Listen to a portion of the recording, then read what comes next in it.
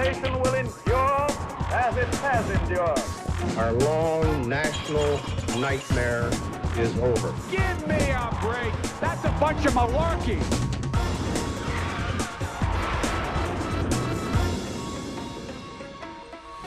Hello, welcome to Planet America. I'm John Barron. I'm Chaz Licciardello. This week, as American families gather for Thanksgiving, there's plenty for them to argue about. 2 high-profile murder trials and a nation still divided over race, justice and guns. We're also going to be looking at the latest investigations into the start of the COVID pandemic, and we're going to bust some malarkey. But first...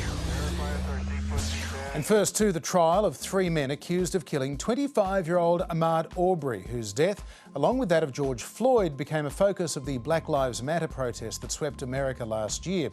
Arbery, a former college athlete, was running through the suburban Georgia neighbourhood of Satilla Shores at lunchtime on Sunday, the 23rd of February 2020. Local man and former police officer Gregory McMichael saw Arbery running past his front yard and claimed he thought Arbery looked like a man suspected of committing several recent break-ins. McMichael and his son Travis grabbed a shotgun and a handgun, got into their white pickup truck and chased Arbery. They said they were planning to make a citizen's arrest. A third man, neighbour Roddy Bryan, followed in his own vehicle, filming the chase on his mobile phone. When the McMichaels caught up with Arbery, there was a struggle between Travis and Arbery was shot and killed. Investigators have been accused of favouritism towards Gregory McMichael because he was a former cop. Charges were only laid following the release of the video and a public outcry.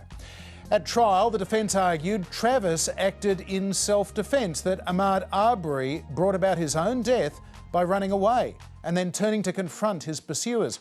Defence attorney Laura Hogue came under particular criticism for this closing argument. Turning Ahmaud Arbery into a victim after the choices that he made does not reflect the reality of what brought Ahmaud Arbery to Satilla Shores in his khaki shorts with no socks to cover his long, dirty toenails. You may have heard somebody whispering, wow, after Hogue talked about dirty toenails. That was Arbery's mother, Wanda Cooper-Jones, who reportedly then bolted from her seat and briefly left the courtroom. Many said that appeal to racism from Hogue was an attempt to sway the jury, which consisted of 11 white people and just 1 black man, after the defence objected to several other black jurors. There was CCTV footage presented at trial of Arbery looking inside an unfinished house on the McMichaels' property and then jogging out. There was no evidence he stole anything or intended to. Prosecutors said he was just taking a look. The jury deliberated for 11 hours before finding Travis McMichael, who pulled the trigger, guilty on all 9 counts, including the most serious charge of malice murder. His father, Gregory, and neighbour, Roddy Bryan, were found guilty of lesser charges, including felony murder. All 3 now face potential life sentences. Arbery's mother, Wanda, said she never thought her son's killers would be brought to justice. But God is good. Yes, he is. And I just want to tell everybody thank you for those who marched, those who prayed, most of all the ones who prayed. Yes, Lord. Thank you, guys. Yes, Lord. Thank you. But right after the verdict, the defence team was already vowing to appeal. This is a very difficult day for Travis McMichael and Greg McMichael. These are 2 men who honestly believed that what they were doing was the right thing to do. Now, look, there's a lot of hand-wringing about the justice system after the Rittenhouse trial. We'll be talking about that soon. But this case right here is where I personally think that reformers need to focus. Because remember, these now convicted murderers were getting away scot-free until someone leaked a viral video of the shooting. That leaker actually was a criminal defence lawyer who was consulting with the shooters. He was on their side. He leaked the video because he wanted to dispel rumours that he felt were fueling tension in the community. Quote, "It wasn't 2 men with a Confederate flag in the back of a truck shooting a jogger in the back," he said. And you don't want to have to rely on some idiot attorney releasing the perfect viral video unwittingly in order to convict someone. Yet the first district attorney, Jackie Johnson, went easy on the McMichaels. She's now been indicted, by the way, on charges of violating her oath as a public officer because she stopped 2 police officers from arresting Travis McMichael on the day of the shooting. She actually ordered them not to. And she also showed favour and affection to Greg McMichael during the investigation, who coincidentally she had previously employed.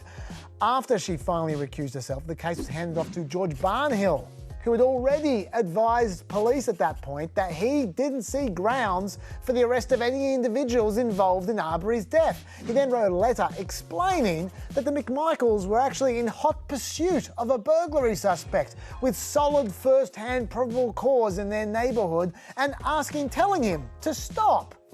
But then Arbery's mum discovered that Barnhill's son had also worked for Jackie Johnson, and so he then recused himself as well. And we would have found out none of that if that video hadn't leaked. Bit of a worry, John. Sure is. The week began, of course, with that verdict in the trial of teenage gunman Kyle Rittenhouse, who shot 3 men in Kenosha, Wisconsin last year, killing 2 of them. Has the jury reached a verdict as to each count of the information? Yes, we have, Your Honor. We, the jury, find the defendant, Kyle H. Rittenhouse, not guilty. Not guilty on all 5 counts. Rittenhouse's legal team successfully argued that the then 17-year-old acted reasonably in his own self-defence, fearing the 2 unarmed men that he shot and killed were likely to hurt or even kill him, possibly others too, using Rittenhouse's own gun. It was the decision to put Rittenhouse himself on the stand that may have made all the difference. We had a mock jury, and we did 2 different juries, one with him testifying, one without him testifying. It was substantially better when he testified, to a marked degree, and that sealed it. President Biden issued a statement saying the verdict would leave many Americans feeling angry and concerned, himself included. He urged them, though, to express their views peacefully. Hands up! Don't shoot! Hands up! Don't shoot! Which in places like Portland, Oregon, the scene of weeks of sometimes destructive protests last year, they did. Interesting though, given that this was Biden's reaction to the verdict about 2 hours before that statement of his. Do you have any reaction to the Kyle Rittenhouse verdict? I just heard a moment ago. Do you have any reaction? I didn't watch the trial. He must have brushed up on that case mighty quickly to get so angry and concerned only a couple of hours later about a result that most neutral legal analysts were predicting days in advance. Well, the first interview that Rittenhouse gave after his acquittal was to Tucker Carlson on Fox News, who has been a staunch supporter since the shooting. Tucker described his young guest as bright, decent, sincere, dutiful, and hardworking. Exactly the kind of person you'd want many more of in your country. As opposed to who, Tucker? Anyway, he's right, Kyle Rittenhouse did seem sincere, and it's not hard to see why the jury liked him. And in fact, Kyle had this surprising comment when asked why he thought some people were attacking property in Kenosha. I think it was opportunists taking advantage of the BLM movement. I agree with the BLM movement. I agree everybody has the right to protest and assemble, but I do not agree that people have the right to burn down. I don't appreciate that people are burning down American cities to try to spread their message. I think there's other ways to go around and do that. That was interesting. Kyle Rittenhouse says he agrees with the Black Lives Matter movement. Also interesting, the video editor of that interview decided to stick a bit of footage right over the top of Kyle saying those words so we don't actually see the words coming from his mouth.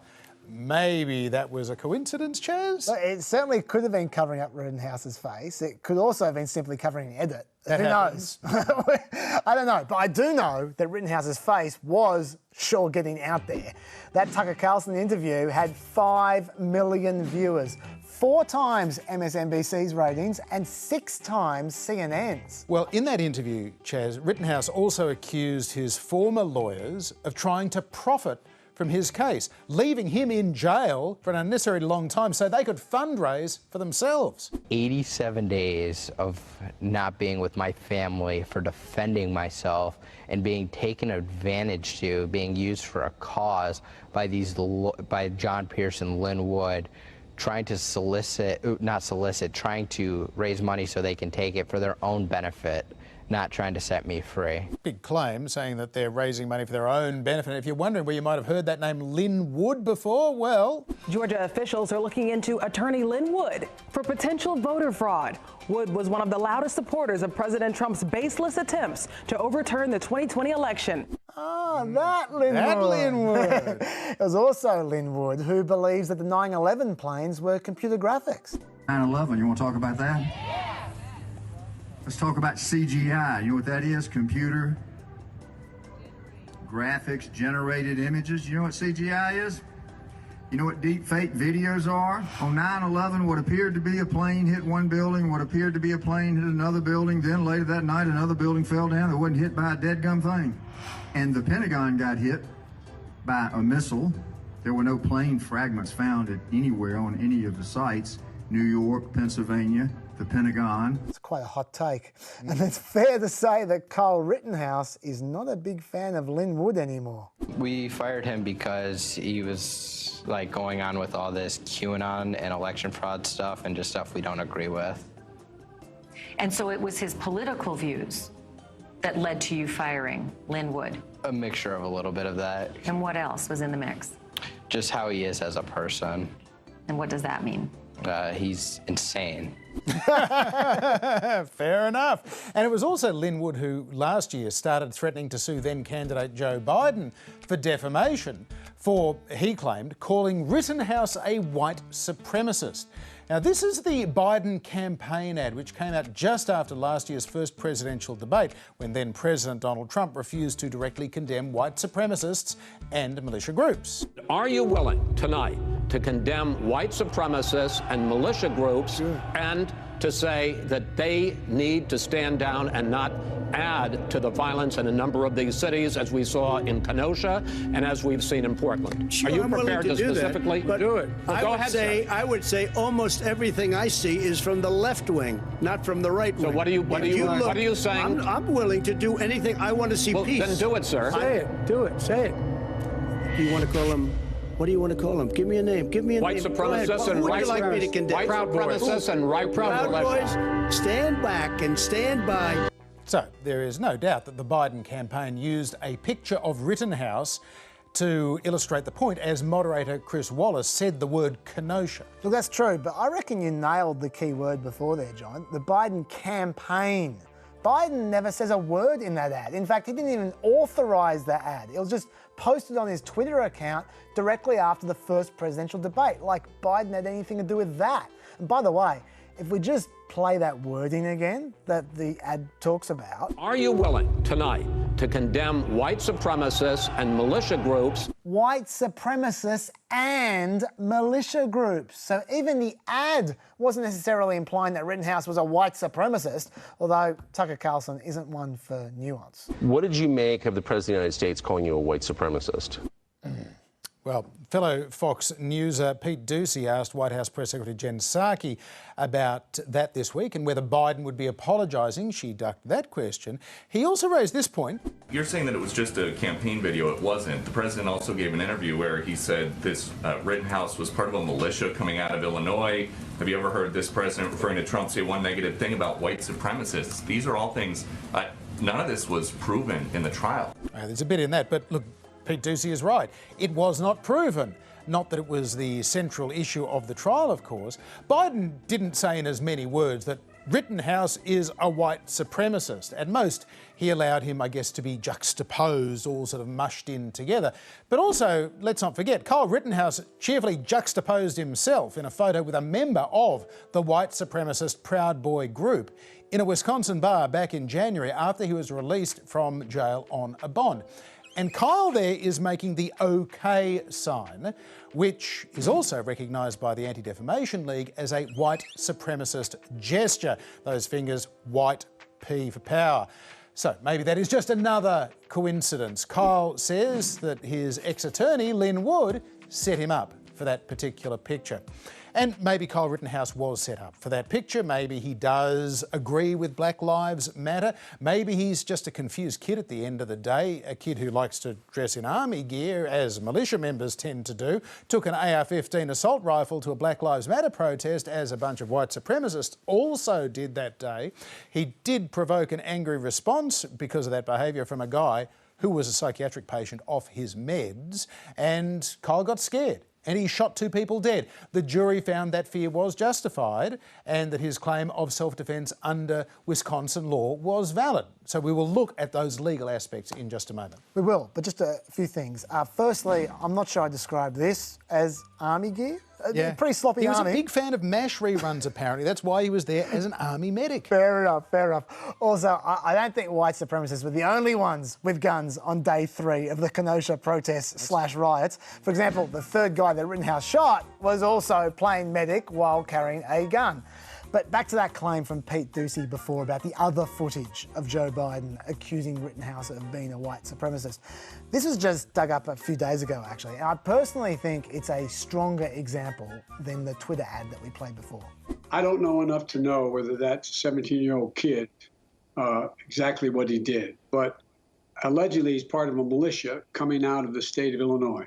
Have you ever heard this president say one negative thing about white supremacists? Have you ever heard it? Okay, I'll let the viewers make up their minds about that one. I think it's kind of borderline. But it is interesting seeing Conservatives rushing to claim a piece of Rittenhouse, which they certainly are. His lawyer, Mark Richards, is not feeling it. He's got a lot of big decisions to make about whether or not he goes off to college and kind of keeps his head down and gets on with his life, or whether or not he does become a symbol for certain things that people would like him to be a symbol for. Yeah, my advice would be to change his name and start his life over. He's very recognizable right now. There's a lot of people who I don't think have his best interests at heart and probably want to make him a symbol of something I don't think he wants to be necessarily associated with. That lawyer's a sensible guy, but we'll see how much Kyle is feeling it. The early signs so far, not bad. Jen says you've been offered congressional internships from Matt Gaetz and Madison Cawthorn, among others, and I believe Paul Gosar was one of them. Do you plan on accepting these internships or getting back to private life and staying out of politics? I do not plan on accepting any internships. I don't want to get involved in politics at all. I know nothing about it, and thank everybody for their support, but I'm good, thank you. So no interest in carrying the banner for anyone in this highly polarized situation you've found yourself in? No, I don't have any interest in that because, to me, this case is about the right to self-defense, not where you fall left or right. But still very early days, John. Yeah, and he has been talking a bit about maybe wanting to study nursing somewhere, so who knows, he may actually become a medic someday. Let's get an expert legal opinion. We're joined by Professor Cecilia Klingel from the University of Wisconsin Law School in Madison. Professor, welcome to Planet America. Thanks for having me. So we all saw the footage of Kyle Rittenhouse shooting dead 2 people, wounding a 3rd. Were you, though, knowing the law in that state as you do, surprised by the verdict? I wasn't, actually. Although you could imagine a different verdict in this case, certainly. The way that state law puts a burden on the prosecutor to disprove self-defense beyond a reasonable doubt makes it a very hard burden to meet. Is it common then for Americans to get acquitted of murder charges because of self-defense reasons? Self-defense globally is a pretty common, one of the oldest and most traditional defenses to crime. But I think that what narrows it or keeps it under control, if you will, is the fact that we do ask juries to assess the reasonableness of the defendant's perceptions. It seems to me that while a lot of the conversation here and debate has focused on self-defense in the Rittenhouse case, the bigger question and the bigger challenge that this case presents is the intersection between traditional self-defense law and the prevalence of open carry laws in the United States, the ability of people to walk around with weapons, large weapons, and to go into public spaces with them. Because if you are facing someone who is carrying a weapon, your perception of risk will reasonably be much higher than it would be in other circumstances. And it also means that when your responses to those people will be more elevated. And it creates risk for everyone in public spaces. And it seems, therefore, that our gun laws are really more likely to be the problem here than are our laws on self-defense. I wonder if you could expand on that a little bit more, Cecilia. Under the open carry laws, Kyle Rittenhouse was doing nothing wrong, wandering around the streets with a high-powered rifle. And yet, of course, an AR-15 in the hands of a teenage boy, that very much fits the profile of a lot of the tragic mass shootings you've seen in the United States over the last 20 years or so. How is that not even a provocation? Right. There are very few things more polarizing in the United States than conversations about gun rights. There are lots of communities in the United States where having a weapon is seen as an ordinary, normal, not particularly threatening activity. It's something people may use for hunting. It's something they may have in their homes for self-protection, and they don't see anything wrong with carrying those weapons into public spaces. Other people find them highly threatening and dangerous. Not surprisingly, individuals from disadvantaged communities in particular may perceive them not as weapons used to obtain food, but as weapons used to harm friends and relatives. And because of these really different attitudes we have, Americans are very deeply divided over what our laws should be. The reality, however, is that in many places in the United States, it is legal to have weapons in public spaces. And when that is legal, typically doing something legal isn't treated as provocative under the law. And therefore, when we apply ordinary self-defense rules in those cases, we sometimes end up with unexpected results. The prosecution appeared to make a number of seemingly amateur mistakes. Like, for instance, they closed the prosecution's case without establishing a curfew existed that Rittenhouse had broken. Rittenhouse seemed to know more about Wisconsin's weapon laws than they did.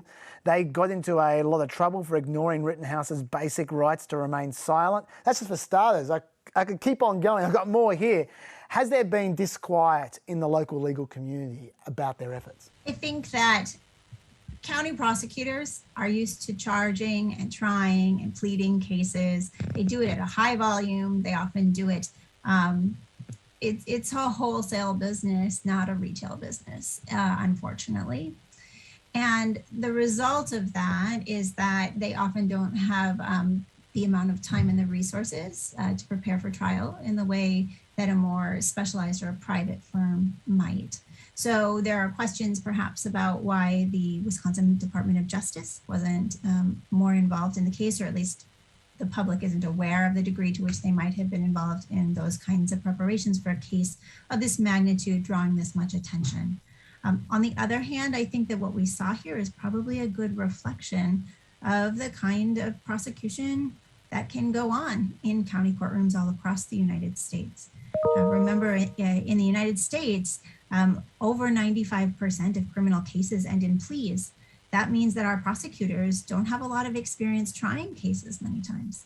We've heard how much money was raised to help pay for Kyle Rittenhouse's defence. Sounds like some of it was misappropriated, but a lot of it was spent by his defence team on things like mock trials and trial juries to rehearse his testimony and so on. Is that one of the key takeaways from all of this? If you've got the money to mount a serious defence in the United States, the legal system is such that you've got a very good chance of being acquitted. I think we always have to think about the effects of resources and unbalanced resources when we look at criminal cases. Now, normally we're talking about the prosecution being better resourced than the defense. Here, it's the opposite conversation happening. But I would say that fundamentally, that's not what this case came down to. This case is kind of boring law. This came down to the burden of proof. And what happened is that the jury found that the prosecution hadn't met its burden of proving beyond a reasonable doubt that Kyle Rittenhouse didn't act in self-defense, which was the finding that they would have had to make under Wisconsin law.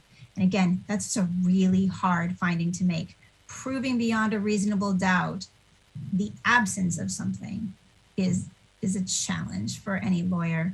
Professor Cecilia Klingel, many thanks indeed for being with us on Planet America. Thank you, my pleasure. Still in the state of Wisconsin, and 6 people were killed and more than 60 others were injured when a driver slammed their car into a Christmas parade last Sunday in the town of Waukesha, Wisconsin. The motives of the alleged killer, 39-year-old Darrell Brooks Jr., remain unclear. Coming just 2 days after the Rittenhouse verdict, and in the same state, there were concerns that they may have been linked in some way. Yeah, I think it'd be wise to hold fire on Brooks's motivation right now, though. It's true, their social media accounts suggest he's a fan of Black Lives Matter and he's not a fan of the police, but we don't know if any of that is relevant at all to the crime. The police were keen to note this. I want to dispel some rumors. There's no pursuit that led up to this incident. This is not a terrorist event. Yeah, also, a neighbour told a British tabloid that he saw Brooks's ex-girlfriend running away with no shoes and a black eye before the incident. But look, that may also be irrelevant. What we do know is that according to the official complaint, when the car approached the parade, it appeared to rapidly accelerate, then took a sharp left turn into the crowd of parade participants, and that it was clearly an intentional act to strike as many people as possible. The vehicle appeared to be moving side to side, striking multiple people. So that all could mean anything. We just don't know. Let's wait and see.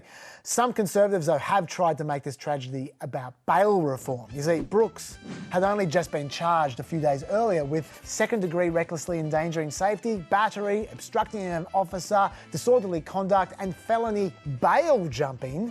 And despite all that, his bail was only set at $1,000, which he paid and then left to allegedly commit this act. So Conservatives, like this Republican House candidate, said, if you're a Democrat who voted for bail reform, you put Darrell Brooks Jr. back on the streets and gave him a license to kill. Seems a tad simplistic to me, especially given the statement from the Milwaukee District Attorney's Office that agreed the state's bail recommendation in this case was inappropriately low and not consistent with the approach of the Milwaukee County District Attorney's Office towards matters involving violent crime. Now, Conservatives responded to that by noting that that same district attorney has been trying to reduce the number of people on cash bail for over a decade. Back in 2007, he said, is there going to be an individual I put into a treatment program who's going to go out and kill somebody? You bet. Guaranteed. It's guaranteed to happen. It does not invalidate the overall approach. And for what it's worth, I think that's a reasonable point. No system is perfect, but the point of bail reform is to not jail poor non-violent offenders for months unnecessarily, but instead to concentrate resources on the offenders who need jailing. Brooks arguably might have been one of those people. And I would direct Conservatives' attention to their new superhero, John, the wrongfully accused Kyle Rittenhouse, whose bail was set last year at $2 million. Also in Wisconsin, Rittenhouse could only afford to spend the last 15 months out of jail because his bail was paid by wealthy right-wing donors. So would they regard that as just? A bit of food for thought maybe, John. Indeed it is. President Biden offered his condolences to those who lost their lives in Waukesha and those whose lives, he says, will be changed forever. And an entire community is struggling to cope with the horrific act of violence. The now familiar sight of the president as a kind of consoler-in-chief is actually a relatively new role for America's leader, but it has become one of the more important parts of the job. Liftoff of the 25th Space Shuttle mission, and it has cleared the tower. When an American president gets it right and in a few words sums up the emotions of a moment of national tragedy, they can help bind the wounds of a grieving country, like Ronald Reagan's soothing eloquence in January 1986 after the explosion of the Space Shuttle Challenger. The crew of the Space Shuttle Challenger honored us for the manner in which they lived their lives. We will never forget them, nor the last time we saw them this morning, as they prepared for their journey and waved goodbye and slipped the surly bonds of earth to touch the face of God. The words don't even need to be pretty, as long as they seem to come from the heart, like Obama's raw emotion recalling the victims of the Sandy Hook school shooting. First graders.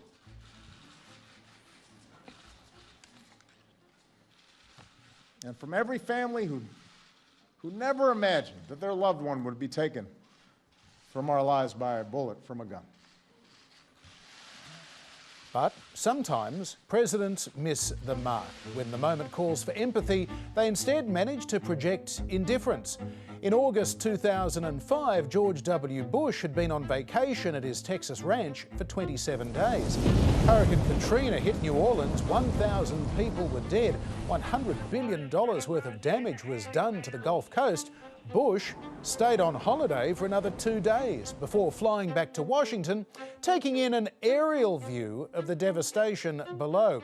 Official photos meant to show concern, instead it portrayed remoteness. And things only got worse days later when Bush jovially praised the efforts of Michael Brown, the director of the Federal Emergency Management Agency. Again, I want to thank you all for, and Brownie, you're doing a heck of a job. The FEMA director's working 24. Brownie was not doing a heck of a job, and a week later he'd be forced to resign.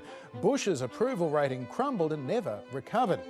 In October 2017, when President Trump lobbed paper towels at Puerto Rican survivors of Hurricane Maria, to some it looked pretty contemptuous. What to Trump may have seemed playful came across to others as unserious and uncaring. The pageant of the American president in a bomber jacket jetting off to a disaster zone, though, is fairly new, a product of the television and internet age, as well as modern transportation. There's no record of President Ulysses S. Grant travelling to Chicago after the Great Fire of 1871. Teddy Roosevelt didn't wander around the streets of San Francisco after the earthquake in 1906.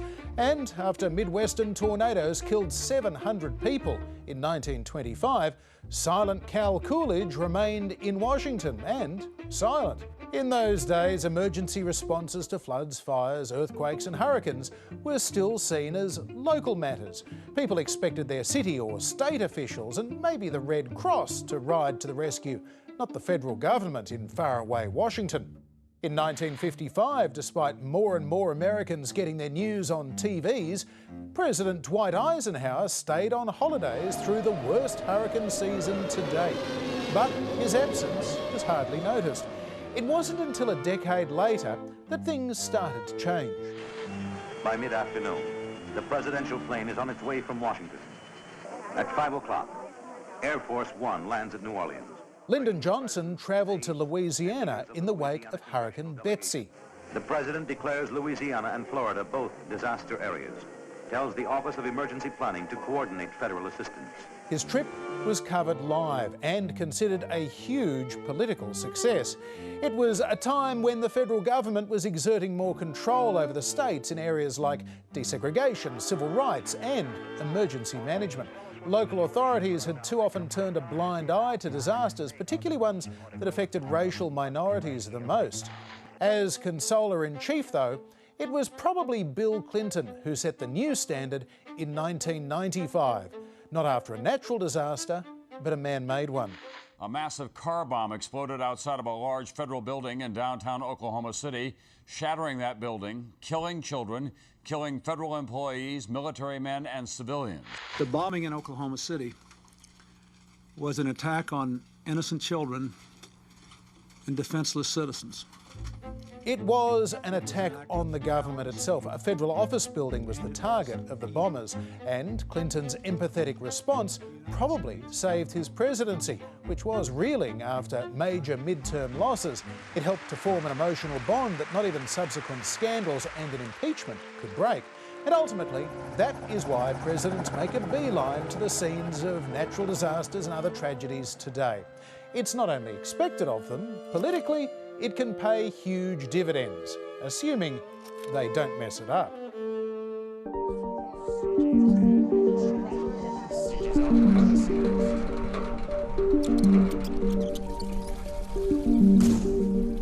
This week, President Biden announced the United States would be tapping into its strategic petroleum reserves in an effort to lower prices at the pump. Today, we're launching a major effort to moderate the price of oil. An effort that will span the globe in its reach and ultimately reach your corner gas station, God willing.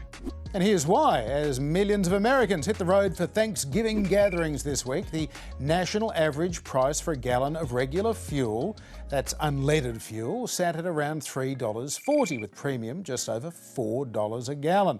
That's been pretty steady for the last month, but it is up $1.30 a gallon on 1 year ago. President Biden, though, was keen to point out this is a global issue. Price of gasoline has reached record levels recently in Europe and in Asia. In France, at the end of last month, it reached about $7 per gallon.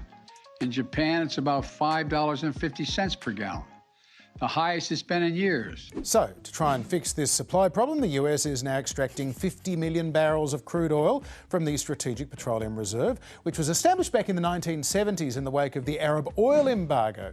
The UK releasing 1.5 million barrels from its stockpile. India has pledged 5 million, Japan and South Korea to tap into between 4 and 5 million barrels apiece.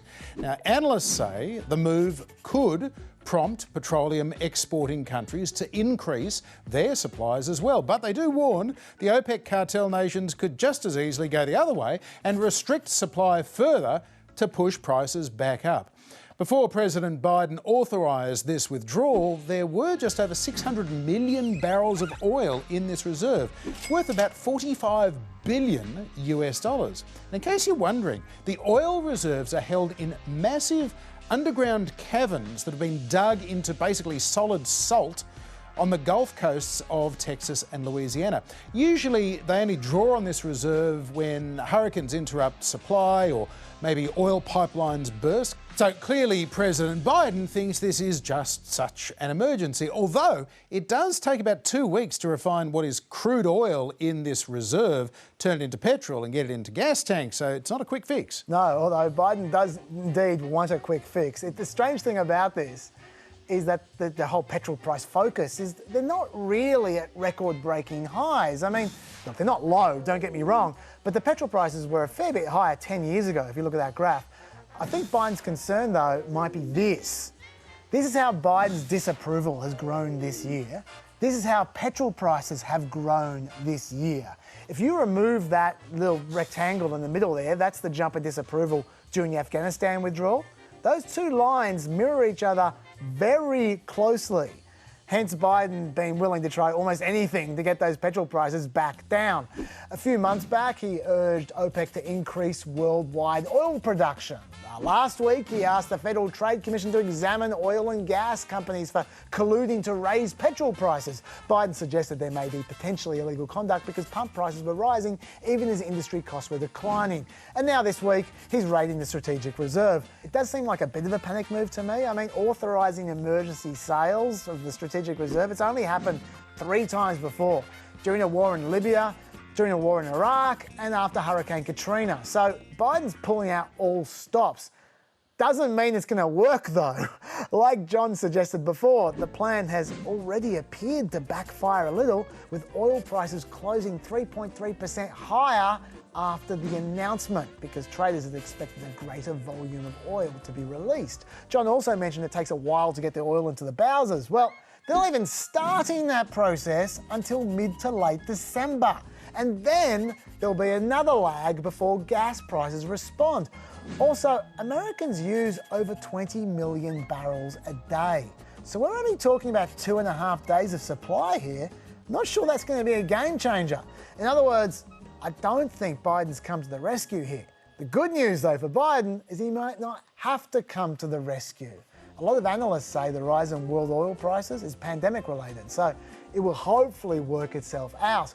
Also, as much as conservatives are trying to blame Biden's election promise to pause oil and gas leasing for the lack of supply, in reality, a federal court lifted that pause months ago.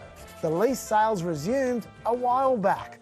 Finally, American oil rigs in operation dropped dramatically during the pandemic to a modern low. So that would have affected some supply, and they're only just bouncing back from that now. So those last few points, bad news for the environment, but good news for petrol prices and Biden in the medium term. Yeah, Biden being seen to do these things, even if there isn't a cause and effect, he will happily take the credit for them. Now, where are we up to with COVID this week? Yes, American scientists are starting to get a little bit nervous about a potential winter COVID wave, with daily cases nudging 100,000 again. hospitalisations starting to rise again, but daily deaths are remaining flat around the 1,100 a day mark, at least so far. But is this the lag before the deaths start to rise as well, or is America vaccinated enough to finally keep the deaths down? We will see. In the meantime, the search continues for definitive proof of the pandemic's origins, with some interesting work released last week. One researcher noted that not only were raccoon dogs sold at Huanan Market in Wuhan, and that SARS had been found in raccoon dogs in previous outbreaks, but also that most early symptomatic cases were linked specifically to the section of the Wuhan market where the raccoon dogs were caged. And that is one of those raccoon dogs right there. Oh, he's so cute. The researcher also examined the earliest known cases and found 10 of the local hospital's 19 earliest COVID cases were in fact linked to Huanan markets. And he put out this map of Wuhan. These are the relevant markets. These are the 2 campuses for the Wuhan Institute of Virology. And these are the known addresses of COVID cases in December 2019. That doesn't prove anything, but they certainly do seem to be congregating around those markets, don't they? Finally, what was until now thought to be the earliest COVID-19 case, a man who had no connection to Huanan Market at all, but reportedly had COVID on December 8, he now appears to have gone to hospital with a dental issue. And then he caught COVID around the 16th of December, meaning the earliest known case was actually a seafood vendor at, you guessed it, the Huanan Market on the 11th of December. Well, that is interesting. Interesting enough to speak to the researcher himself. His name is Dr. Michael Worraby, and he's head of the Department of Ecology and Evolutionary Biology at the University of Arizona. Professor, welcome to Planet America. Good to be here, thanks. They know that 10 of the 19 earliest victims of COVID were linked to Huanan Market. But how do we know that those 19 were amongst the earliest victims? How do we know that we didn't just miss a whole bunch of victims that were right near the Wuhan Institute of Virology? Yeah, so that's a fair question, and it's the kind of question that I went into this study trying to work out. And what I did was sort of started at the outer layer of the onion with scientific studies that had been published on early cases, and concerned that there might have been biases that affected those numbers. Eventually went to news reports and firsthand accounts from the doctors in Wuhan who first noticed the outbreak. And there it becomes very clear. So at one hospital in particular, Xinhua Hospital, which is near Huanan Market, it was a doctor named Zhang Jixian who noticed on December 27th that an elderly couple both had what we call these ground glass opacities, these lesions of pneumonia that show up in a CT scan. And those were very different than anything she'd seen in viral pneumonia cases leading up to that time point. And from that point on, she was looking hard in her hospital to find other patients who had those lesions. And she found another one in the couple's son who was feeling healthy, but she strong-armed him into getting a CT scan. He had the same lesions. And then over the next 2 days, 4 more people appeared with the same unexplained pneumonia, and all 4 of them were linked to the market. So it's not the case that her hospital was full of 150 people with this unexplained pneumonia. There were 7, and 4 of them were linked to the market. And we see the same thing at multiple other hospitals. So I don't think that there's any reason to think that huge numbers of these cases were being missed. And in fact, there's very good reason to think that they weren't, because that happened later in January and it overwhelmed the hospitals. That wasn't happening in December. Now, some have said that your most significant contribution to the debate is your discovery that the person who was thought to be the first known COVID victim may not have been the first known COVID victim because he may not have had COVID when he was actually checked into the hospital. What makes you think that? Although that's interesting, I don't consider that the most important thing that I found here. I think the most important thing is just doing away with this idea that hey, maybe there were an ocean of other cases not linked to the Huanan market that we just missed. To lay that to rest is really important because it raises the question, how on earth, of all the places in Wuhan that's the size of New York City, does your first big cluster end up being one of the 4 little locations that sell these raccoon dogs? Now, let's go to that December 8th case, so-called December 8th case, that had been put forward as the earliest case, someone who was not linked to the market and lived many kilometers away. He had, I think, been, a part of a lot of the thinking that, okay, maybe this didn't start at Huanan market. And as you say, I was able to show that in all likelihood, on December 8th, he was actually suffering from a dental problem that was diagnosed and gave him a fever for a day. But he himself, in his own words, in a video interview, describes his COVID onset as happening with a fever that started on December 16th. And that puts him well after other early cases, including what is now the earliest on record, which is a woman who was a vendor at Huanan Market, and she probably got sick around December 10th. What do you think realistically we can next do to investigate this question further, given the lack of apparent interest from China in assisting any inquiries? Yeah, so a lot of energy is going into hand-wringing about China not giving all of the information that outsiders want. And I have even been involved in writing letters criticizing China for that lack of complete openness.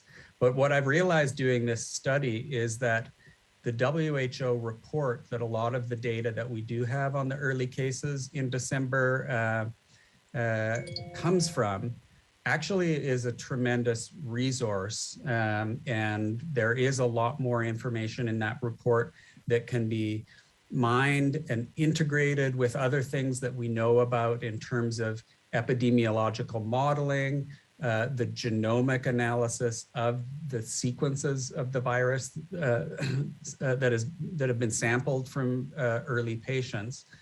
And I do think that we may get to a point where we have pretty conclusive evidence of this virus's origin at that market. And in a way, we already have stronger evidence than we ever had for the first SARS that there was a link to wet markets. In SARS-1, we never had, 55 of the earliest 100 and some odd cases linked to a particular market. And the fact that we have that here just can't be ignored, and it really can't be easily explained away. It would be the coincidence of the century if the first person infected was infected elsewhere, but then didn't leave any evidence of infection anywhere in Wuhan, except for one of these places that sold the species that brought us SARS. This is a weird question, but why do the origins of the virus actually matter? Why can't we just say, watch out for wet markets and watch out for potentially dangerous research if they could both be realistic potential causes of a pandemic? Well, let's deal with the wet market idea, which we know is a realistic cause of pandemics. We actually don't know that a lab leak is realistic, and in all likelihood, it didn't cause this pandemic and has never caused any other pandemic. Now, there was a release of an influenza virus in 1977, but it was not a lab leak. It was actually an intentional use of what we call a live attenuated vaccine, a vaccine that was supposed to have a weakened form of the virus, but it was still alive and probably got out that way. And so what the question is, if the lab leak idea is wrong, and it almost certainly is, how much is it taking our eye off the ball of what actually happened? And that's the crucial question. And right now, we're not actually learning the lessons that we should have learned. And practically speaking, if the majority of the world thinks that this came from a lab leak, there's going to be a whole lot of action to limit the kind of lab work that can actually, in some cases, put us in a better position in defending ourselves against pandemics. And there's going to just not be a serious enough appraisal of how did this happen exactly, and what can we do to prevent cross-species transmission of pandemic viruses in places like Wuhan Market. Dr. Michael Worreby, thanks so much for visiting Planet America. Thanks very much. Yes, time we had a festive fireside chat. And I do wonder, Chaz, in Australia we've taken on so many American customs and traditions, Halloween, even the Black Friday retail sales, which come the day after Thanksgiving in the United States, which is always the last Thursday of November. But we don't do Thanksgiving itself. And it's a very tasty holiday. I do Thanksgiving. Well, yes, you do. But interestingly, according to the likes of no lesser authority than Lara Trump, wife of Eric Trump, second eldest son of the former president, Lara Trump reckons that the left wing are trying to get rid of Thanksgiving. Her evidence is they're jacking up the price of turkeys. So it might seem a little funny and a little ridiculous. Oh, don't have a turkey, then people won't come over. Where last year, remember, they didn't even want us to get together. So I guess we're lucky they're letting us have Thanksgiving this year. We should thank them. At really the core of this, they want to divide Americans up. They don't want us to have any common ground. They don't want us to have any shared traditions like Thanksgiving. And she's absolutely right, you know, because it is funny and ridiculous. However, progressives in the United States are, just as they have reassessed Confederate statues, the legacy of slavery, the appropriateness of naming forts after generals that fought to secede from the Union, statues of Christopher Columbus, place names, everything else. Thanksgiving is also getting a second look over right now because essentially the story that Americans tend to tell themselves about Thanksgiving, the pilgrims in their buckled hats sitting down with Native Americans, after they survived the first winter and having a big meal together and everything else. I'm glad you didn't dress like that. Yeah. But the truth of that story is very different, and it kind of glosses over the fact that there was a concerted genocide against Native Americans, and this bit of Thanksgiving mythology was really only a confection thought up after the American Civil War in the 1860s to try and get Northerners and Southerners sitting down together again, reuniting families that have been divided. So it's all kind of, it's all a load of garbage anyway. But well, thanks see. for ruining that. Well, here's some more malarkey. That's a bunch of malarkey. And this week, Chaz, I wanted to have a look at the Conservative media campaign against Vice President Kamala Harris. She cannot literally even buy cookware without being chided by news sites like the Washington Free Beacon, which ran an exclusive this week saying, exclusive, Kamala Harris bought $375 pot on Paris trip. Now, they're talking about a cooking pot. Amid economic turmoil and calls to buy local in the United States. What a hypocrite. Meanwhile, over on Fox News, old mate Tucker Carlson is worried about Kamala Harris's foreignness. Most people probably don't know she really grew up in Canada. That's where she went to high school. She's not from this country in that sense. No, Tucker, actually in a literal, legal and every other sense, Kamala Harris is from here. She was born in Oakland, California in 1964, a natural-born citizen, daughter of an Indian and Jamaican immigrant. It's true that at the age of 12, her parents divorced and she moved with her mother and sister to Quebec, Canada, where her mother had a job at the university there. At the age of 17, Kamala Harris returned to the United States to live and study and work and has been there ever since. So she did spend some formative years in Canada, that is true, a near neighbour of the United States. In fact, almost 10% of her entire life was spent. But does that mean in Tucker's view, if you haven't spent 100% of your life in the United States, you're not actually American? Maybe Tucker thinks so. He also thinks that Kamala Harris is single most despised person in the United States. Is she really? What's his evidence? A USA Today poll this month that gave Kamala Harris just 28% approval. That's not great, although note the 21% undecided. They're perhaps the ones that Tucker is targeting right now, but that of course is just one opinion poll. In the more reliable poll averages, Kamala Harris is doing better. 42.7% approval, disapproval 52.5%. Not terrific numbers, for sure.